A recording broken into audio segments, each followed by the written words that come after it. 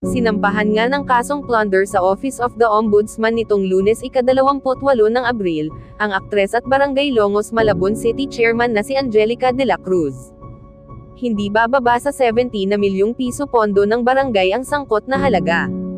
Bukod sa plunder, sinampahan din si de la Cruz ni Arman Ramos ng malversation of public funds at mga kasong administratibo dahil umano sa pagpapabaya sa kanyang tungkulin, bilang kapitan ng Barangay Longos, madalas na pag-absent ng walang official leave, at hindi autorisadong paglipat sa kanyang mga tungkulin sa kapatid na si Kagawad Eric de la Cruz. Si de la Cruz ay tumatakbo sa pagka-vice mayor ng Malabon sa 2025 midterm elections. Samantala, sa kanyang Facebook post, naglabas naman ng reaksyon si Angelica.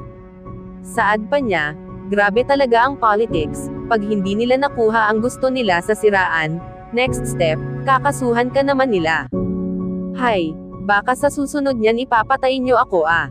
Ayon nga sa nasabing aktres at kasalukuyang chairwoman na tumatakbong vice mayor ng Malabon, ay malinaw na hindi hustisya raw ang pangunahing layunin ng mga kasong isinampa, kundi ang pahinain ang kanyang kandidatura sa pamamagitan ng legal na paninira.